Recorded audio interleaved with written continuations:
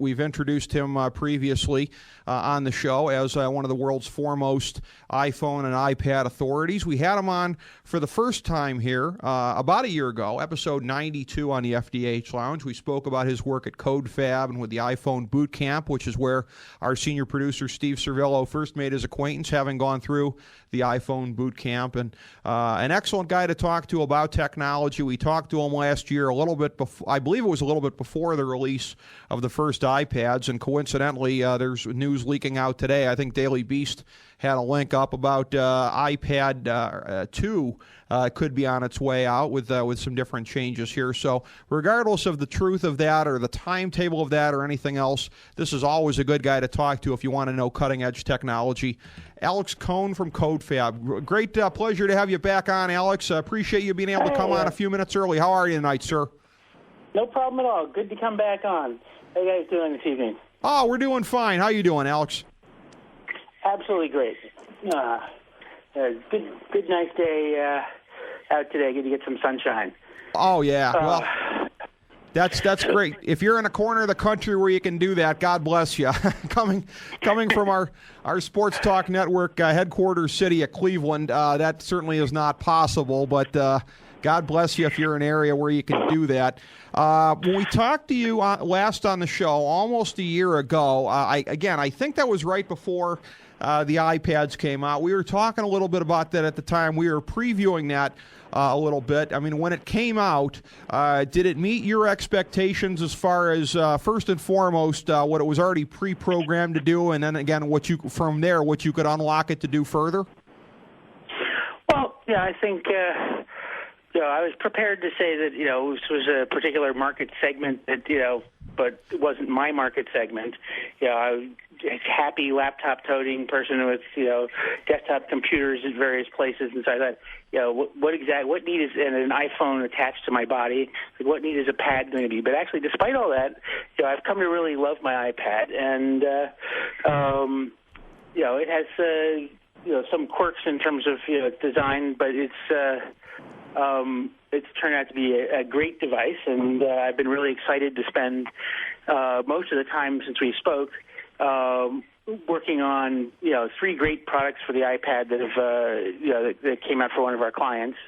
We did the Barnes & Noble Nook for the iPad as well as the iPhone, and now the Kids Nook for the iPad. And so I spent a lot of time not just using the iPad, but, hacking on it. But it's also been really sort of interesting because, I was thrown really right into the maelstrom of this whole digital books, digital publishing, sort of the future of the way we consume this sort of digital media. And that was really sort of an interesting sort of thought problem to sort of work on how to create software to be an e-reader, and also what people really wanted and needed and what features they liked and didn't like and how people used it. And so I ended up reading lots and lots of books on it just to actually be using it, as well as doing lots of experimenting with magazines and newspapers and other things on the iPad, since they're sort of part of the Barnes & Noble universe. So it's, I think it's got a place to stay as far as computing device and a platform. I think it'll be very interesting to see as it sort of evolves. But that it may take a little bit, but Apple is going to continue sort of riffing on this thing and getting different form factors and different features in there over time to sort of define what the device does, and it's an exciting time.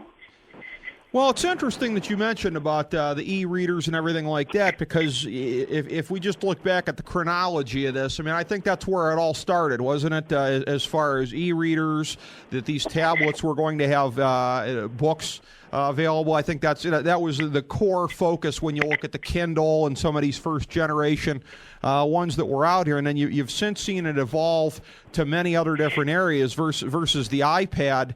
Again, I'm just a layman on this stuff looking at it from what I can see. But to me, just from a more primitive standpoint, what it appears is that they've really separated themselves by making it sort of the vogue multimedia thing of choice. I mean, obviously you can read books on it, but you can do so many other things. You can access the internet either through wireless connection or the 3G. You can do all these multimedia things. You can watch movies on it, etc. So is that where they've really succeeded in setting themselves apart with this whole sort of implicit thing of we're not a mere e-reader, we're something where you can do so many other different things? Well, certainly that was an aspect of it, but I think that the iPad arrived like just in time to coincide with another sort of revolution that's coming with computing. I think the thing that happened was that basically we went from computing was something that took up a big, something at least a laptop, bigger computer, and was something that was relatively tethered, plugged into the wall, plugged into a Wi-Fi, but wasn't really something you sort of took with you everywhere and used all the time. And that kind of computing sort of arrived first with the iPhone, and by the time the iPad came out, it ironed out a lot of issues as far as data networks and connectivity and ease of use. And so what the iPad really got was it got this idea that you could do most of your access of the internet, most of your computing, video, anything that you might do with the computer, you could do with this thing anywhere all the time. And it just turned out to be like the perfect display format for a wide variety of content. And a lot of people were really comfortable with this, and it works with, doing things that, you might do on a smartphone, but, would be really sort of hurried and quick. Here you can spend more time. So, yes, it's better for watching movies and reading books, but also, gameplay and, doing actual work other than email. And so it wasn't so much that the design of the device, and it was the fact that it was so connected to the internet and it was powerful enough to do all these things that used to be desktop or laptop tasks. And that really, fed into all the hype and excitement, and that meant that, it has really taken off and done a lot of things that I think people would not have believed that you would be able to do when it was, first being, suggested. I mean, I don't think, just things like just casually, dialing up a movie on Netflix and just starting it from, an iPad while sitting in the living room and things like that. People, even if they talked about, you could watch videos on it, we're thinking, just locally stored, and transferred it, some effort. But the whole idea that you could just browse, Netflix, pick a movie and start playing, or Hulu, or, the Xfinity app from Comcast that CodeFab had some part in building also. Well, my next question, Alex, and I'll apologize preemptively. I mean, this is of a maybe more primitive nature here again, because not having really been exposed much to the iPad and not understanding some of the things that make it unique. In a certain sense, to me, it does seem like while it is kind of a bridge between smartphones and laptops, it's still got a little bit of, neither fish nor fowl as far as how they go. I'm wondering to what extent it has potential in future adaptations as we look ahead, and maybe not just a year or two from now, but a couple of years from now, maybe not just the iPad, but these tablets in general. I'm wondering about as far as being a more tangible link between the two. On the side with the laptops, I'm somebody who I do a fair amount of work on spreadsheets. Is it something where in lieu of having a laptop to do stuff, might I be able to do something on there on an iPad, some actual computing type stuff? And then also with the phone, do you foresee a day when somebody might, instead of having a smartphone, if they just want to have one device, maybe you have a Bluetooth that connects with the iPad, and maybe you do your dialing through the iPad? I mean, are there things coming in the future here where this may be a more tangible link between both sides? Well, I mean, I think, first of all, you go ahead and do spreadsheets now because Apple's Numbers works great on the iPad. Okay, it's really an amazing port.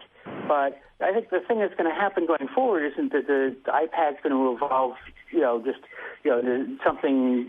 What's going to happen is, I think, is that you're going to see sort of a convergence. You're going to carry around with you a lot, not even a smartphone or an iPad. You're going to carry on a certain chunk of computing resources and storage and connectivity and memory that is a lot more than you've got right now, and you'll just carry it around with you in something that's smaller than an iPhone or anything else like that, and it will sort of power all of these things. Your iPad will basically be a peripheral for that. It's like you get in the car now with a Bluetooth phone. The music that you're carrying with you and, the database of all the songs on it and playlists and everything else like that integrates with the car smoothly. You do a little pairing with the Bluetooth, sometimes now completely automatically, and you go ahead and use it. You're not really aware of the fact of whether there's one computer or two computers or one repository of music or two repositories of music. The whole concept of where's that document? Is it on my laptop? Is it on my iPod or my iPad, or is it going to be on my desktop computer? It's going to sort of fade away. They'll all communicate easily with each other, and so I think what you're going to see is that you're going to have 5 times the computing power that you have in an iMac, in your iPad, and the iPad will have possibly changed in form factor or be transparent or roll up and stick in your pocket. But the sort of the march forward of access to multimedia, access to the internet and data, and access to all of your information and all of your communications, that will sort of be consistent as the form factor changes, and will sort of grow.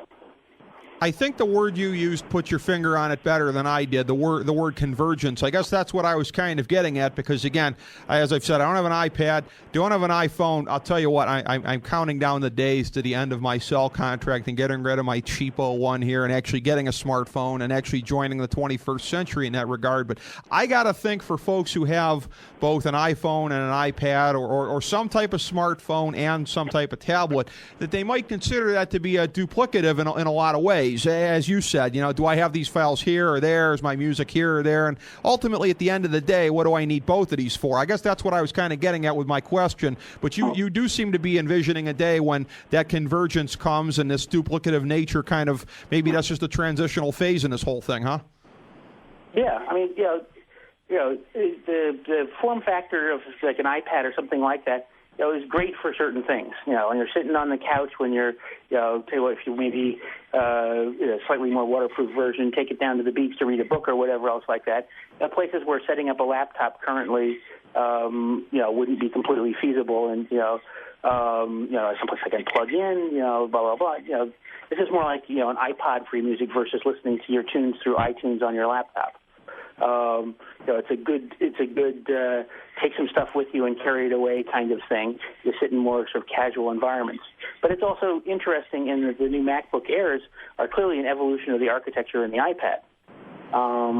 They're just solid state, and the solid state is attached to the processing power in a way that is much more like the iPad than it is like any laptop Apple's built before. And so this is the whole sort of computing platform is transforming itself and pulling pieces from all these different things. And I think you may end up not having laptops anymore, and and sort of conceptually, just you have sort of like right now, if you've got Gmail or something like that, it doesn't really matter where you are. You can access all of that mail, any documents, any other stuff like that. And so you don't even think about whether you can get to it so long as there's some sort of internet connectivity. And with something along the lines of, thinking you can make sure that even if there isn't any, you have a local repository of stuff that you're working on. But I think that in the very near term, Apple's going to do some stuff to make this, faster and more powerful, and have features like cameras and better connectivity to certain things. But I think over time, the whole concept of something that is a separate device for your phone versus a separate device for reading your books may go away. Very interesting. I'm wondering if any of this ties in potentially. I mean, it sounds like on the surface maybe it does, as far as where everything's going. I don't know if you've ever seen it. If I've seen it, you probably have. I don't remember if it was in an email that I'd gotten or whatever, but a slideshow of some of this experimental work that some of the Japanese companies are working on of where laptops of the future are expected to be more so almost like a projection type thing here, that you'll have a piece of hardware, but rather than have a screen. It'll maybe just project it onto something external. Does that seem to be where this is all going here, where, as you say, you'd have something that would power your music and everything like that, but where essentially the notion of a screen itself may or may not even be part of this in the future? Yeah, you probably just have some nice heads-up display, and the window will just be right out there, where it would be if there was a computer there, but without the computer. Maybe you get Bluetooth contact lenses, or it's a common add-on to a pair of glasses, or something. And so that you're not really even aware of it any more than you're aware of the fact that the actual computing is going on with something the size of a sugar cube that's in your pocket. But yeah, I mean, this is an interesting point, just because the sort of the nature of how we interact with these computers is changing. The whole. I mean, you're sort of not having a smartphone and not having something like an iPad means you sort of miss the start of this sort of changeover. It's a thing that really changes your habits of interacting with computers. I actually do mail from my desktop about maybe a quarter of what I used to. You get lots of stuff done with your phone or your iPad or whatever, while you're on the go. And so, what used to take a lot of time for me, because I get thousands, get tons and tons of email. It's like going through all that takes a bunch of time, but I can sort through stuff and answer half the emails that need answering and what have you, while I'm moving around New York or between meetings or something like that. So you don't end up doing as much from the desktop, and more tasks move sort of into that mode. You figure things out on the fly. You're sitting there. You just get used to the idea that you're sitting there and you're watching a movie, and you want to quickly look up in IMDb. What was the name of that star, or where have I seen them in before? And it's really changes a lot of the way you think about solving problems when you always have this computing power with you, and you always have a big pile of data and stuff that you're currently working with, and you always are connected to the internet. You have this sort of convergence going on here, and the fact that you've got lots of devices is sort of like having too many remotes in your living room, or if you go in your living room, count the number of devices connected to your TV so that you could actually get Netflix on. My MP3 the Blu-ray player gets that, and my TiVo gets that, and so on and so forth. It's just it's trying to settle into the finished pattern where and at the point of convergence, lots of pieces are trying to get in there. So I think what you'll find is it'll sort of smooth out. So we like making a phone call. So you don't have to worry about whether it's a cell phone or a desktop phone or voice over IP or whatever. You'll just some sort of interactive chat thing, and just go out and say, hey, I want to call Steve and get him on the phone, and we'll figure out the actual hardware. And whether I'm calling from a cell phone now or a voice-over IP phone or an actual old-fashioned landline or anything else like that, it's pretty opaque to you on that end, and doesn't really matter. So, similarly, the idea of having a separate device for all these different things will sort of go away with a lot of your other computing and interacting tasks. It's fascinating, too. I keep flashing back to other conversations that we've had on the show, particularly good friend of ours, technology maven Simon Applebaum, who tends to focus on the convergence of technology and entertainment. I've talked a fair amount about him, about this new Google TV venture. I'm wondering about something like that. We've spent a lot of time thinking about the convergence of internet and TV and of being able to pull up the web on your TV, and now we're starting to see that in its sort of embryonic forms. I'm wondering here from listening to you talk how much that might be going the other way. I'm wondering that as these things tie together, are there better chances now of being able to pull up your TV possibly on one of these type of devices also, and making TV truly mobile? Well, you absolutely can. If you're a Comcast customer right now, and you use their Xfinity cable box system, you can get an iPad application and not only set your DVR to record things from your iPad, but watch the shows that come into your cable box on your iPad when you're not at home. Wow. So it's like, I'm not going to be home in time for tonight's episode of House, so I can, while I'm on the train on the way up using the iPad application, let's watch my TV shows when they come on, or once I've recorded. So I mean, it's really getting there right now. So similarly, I can do most of what a home entertainment system does on a computer. I tend to have like a Mac Mini in my living room hooked up to the big TV in the living room because I can use the Mac as a DVD player. I've got lots of ripped movies from DVDs that I've got, and we could also bring up anything you want from Netflix to YouTube, anything that runs in a browser, Hulu. Just hit full screen, and there you are in the living room. And so you don't really know where this content is coming from, and it doesn't really matter. And what's more, you're going to get to the stage, well, okay, so you're going to have this one repository with all of your multimedia, all of your access to the internet, and all the stuff for the house, and your TV becomes sort of a peripheral. I mean, it's interesting, the idea with the Google TV, but and certainly all these other devices that are turning themselves into computers, like your TiVo or your cable box or whatever.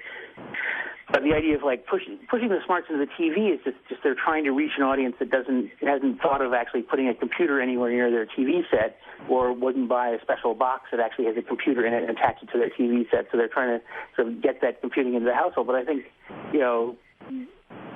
it's like people who you would never have thought of having a smartphone 4 years ago wouldn't be caught dead without one and do tons of do all their Facebooking or whatever from their smartphone or their iPad.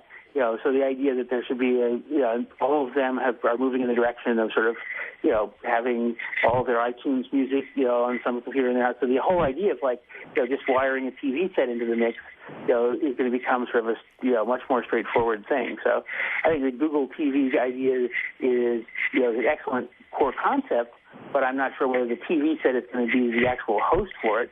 You're going to have things like that you can look things up in, record things, get all sorts of metadata. It's being offered by lots of different services now, and they're all sort of duking it out for when things converge. You don't have a set-top box from the cable company anymore.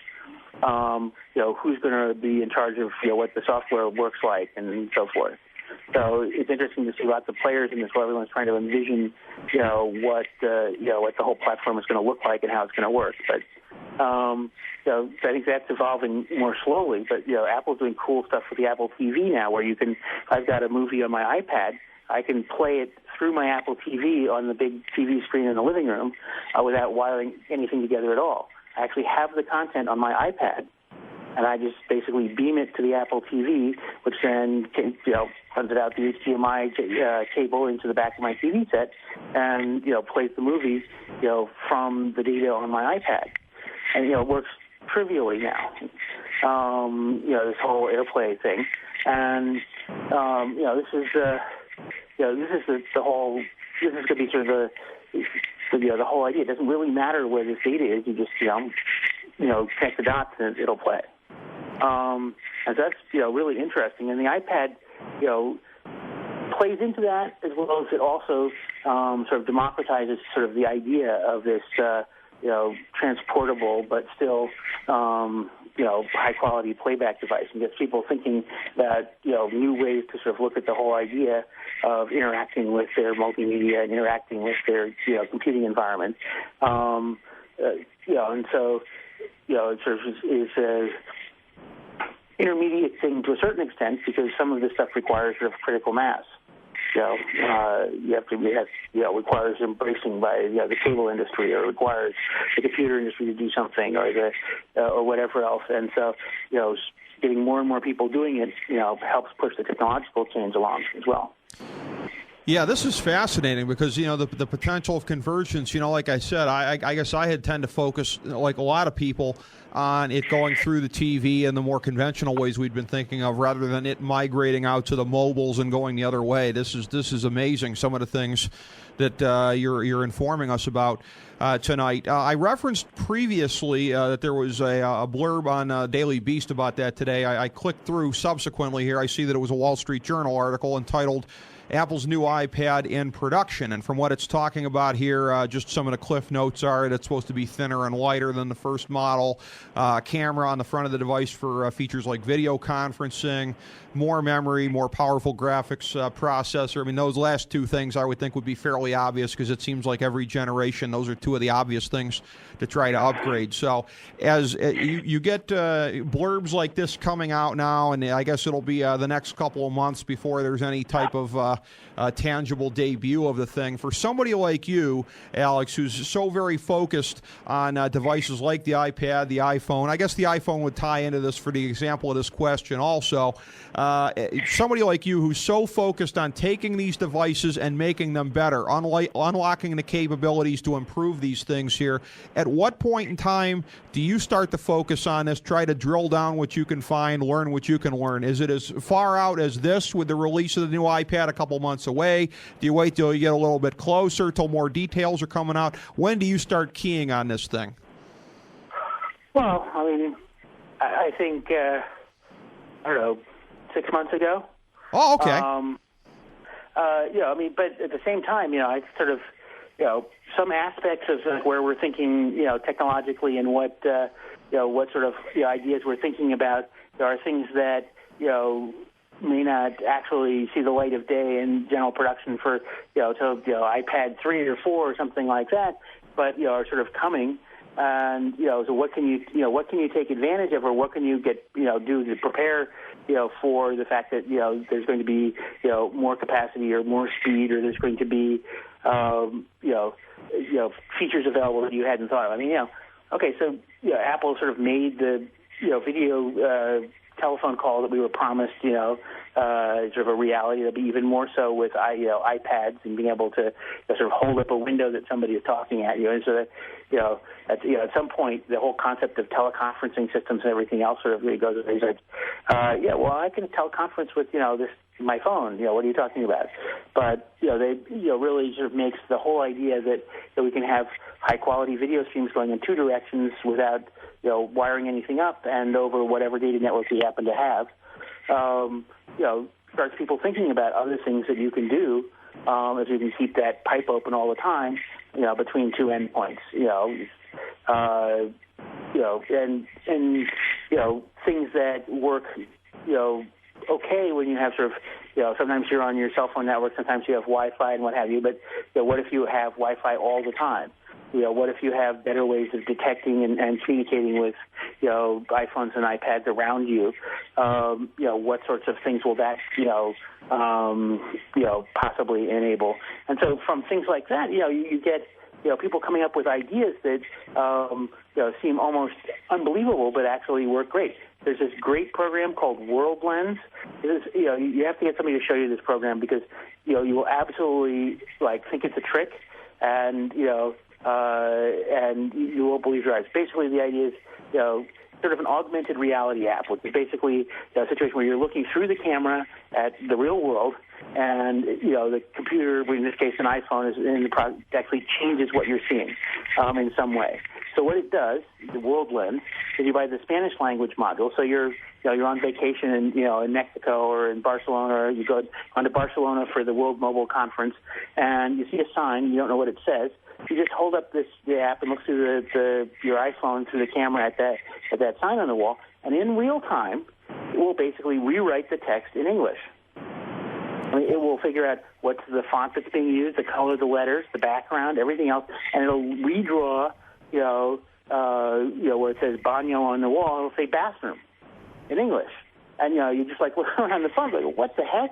It's this is like a good, computer graphics department, photoshopping reality for you in real time with the English translations of everything you point the camera at. That's amazing. It's amazing. You get the free demo version, puts the letters up backwards, in real time. You can point it at a sign, at a soda bottle, at a book cover, anything that's got written words, and it'll just basically what it'll look like is the words are in English looking through the camera. And it's it's amazing. I mean, just the fact that this works, and it works, basically on the phone, is amazing. It's, that, we're able to do this and do the graphics and make the whole thing work in real time on the phone using this processor right now is amazing. I bought a car recently, and the guy that I bought the car from is this guy who's specializes in buying and selling certain kinds of cars, and we were just sort of talking about the history reports and things like that you can get, and he had this amazing app.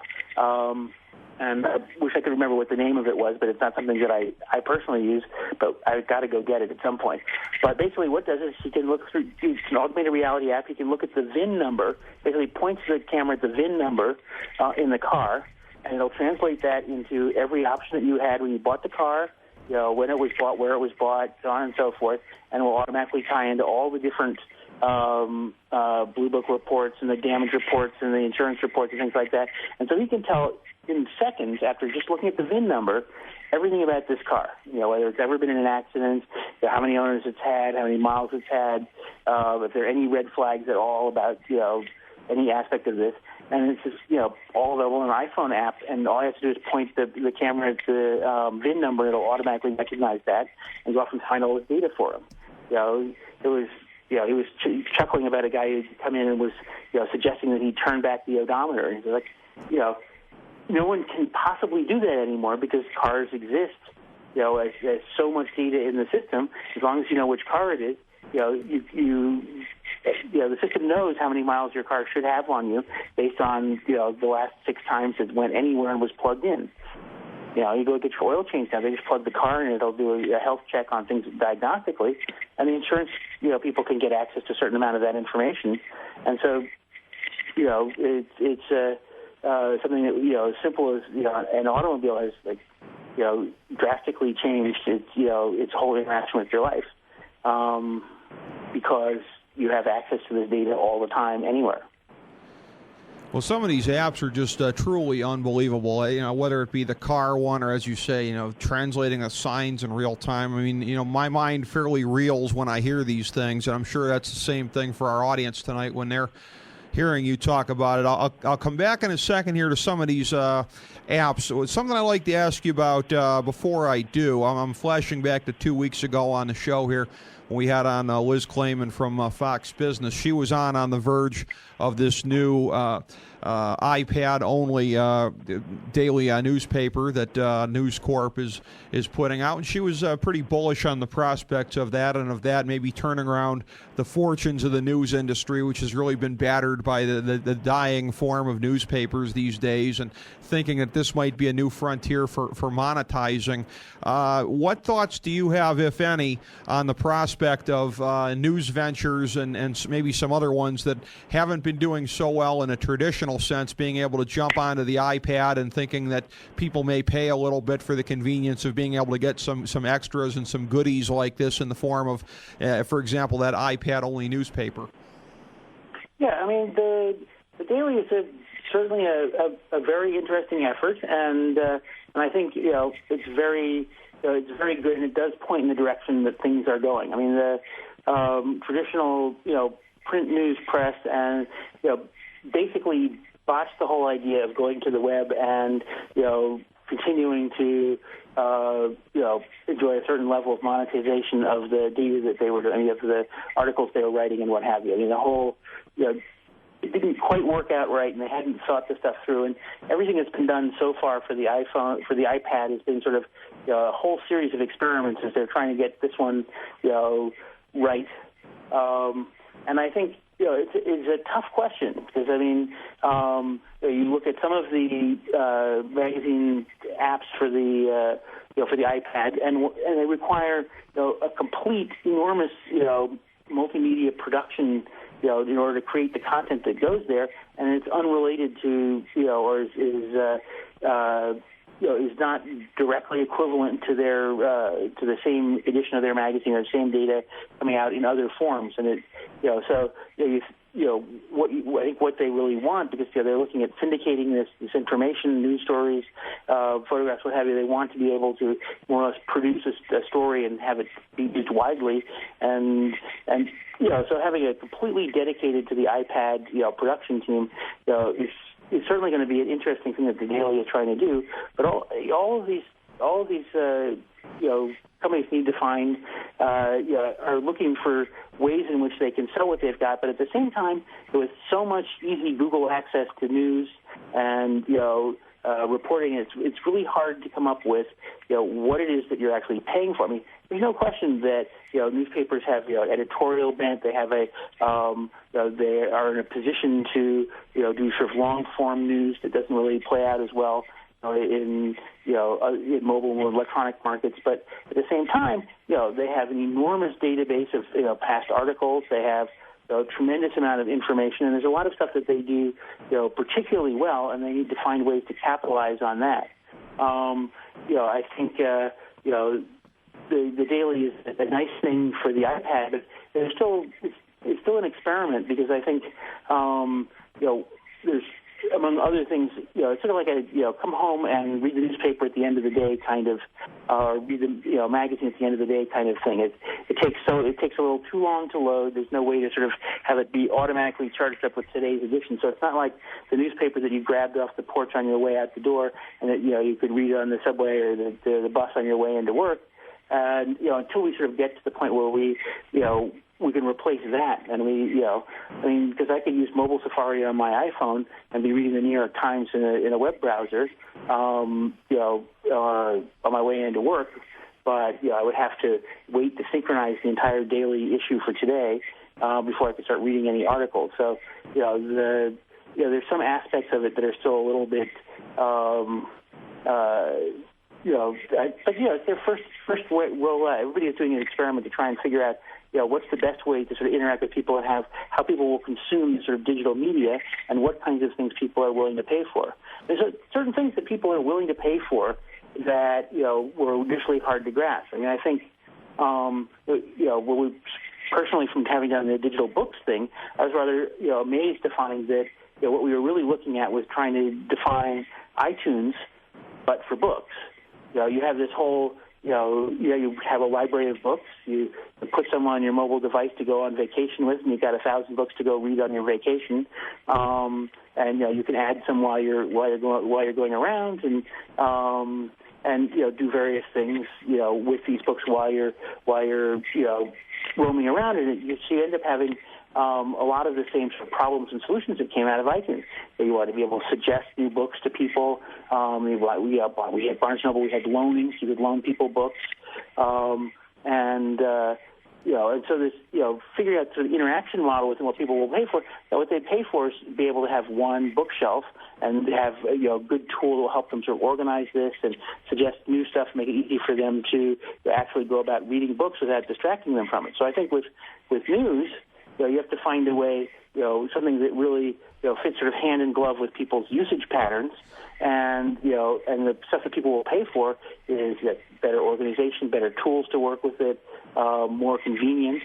I mean, Barnes & Noble, and Apple are sort of at loggerheads over subscriptions, but they have for the Kindle, for the Nook, and Amazon similarly for the Kindle has newspapers and magazines on their dedicated devices, and they can have those updated overnight. So you can just grab your Kindle on your way out the door, or your Nook on your way out the door, and there's the New York Times, to read today's edition, just like you got it off your doorstep. People will pay for the convenience. They read a couple of articles and they feel, I'm in a bad mood, I want to be cheered up, and then they flip over to some funny book that they're reading and read a chapter of Hitchhiker's Guide to the Galaxy on their way into work, and arrive chuckling. And the convenience of having them both in the same form factor, in the same library, able to do the same kinds of things with them, is something that I think people are comfortable paying for. But trying to sort of lock up the content or get them to pay for stuff that they could equivalently get for free someplace else, is a harder sell. And so I think the newspapers and magazines are still trying to figure out what it is that they do so well that people will pay for it, above and beyond simply providing the content.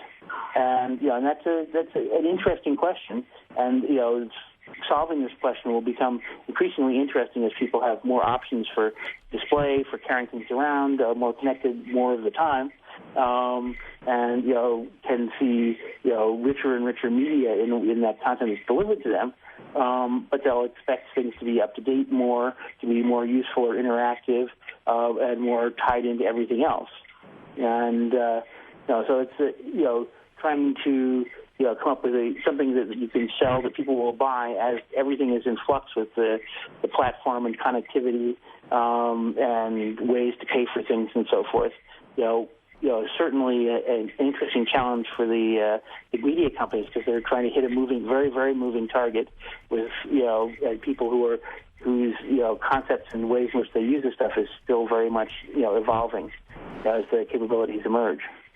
Well, it's also clear though that those people who are like out front, as things converge, are the ones who will get to write the user guides, who will get to define the standards, who will get to participate. I think that's one of the reasons why Apple and Rupert Murdoch and Google and the other big media companies and publishing companies are all sort of fighting to be at the table while this is being hashed out, is because they don't want to be left out of the ultimately emerging standards and common way to do things.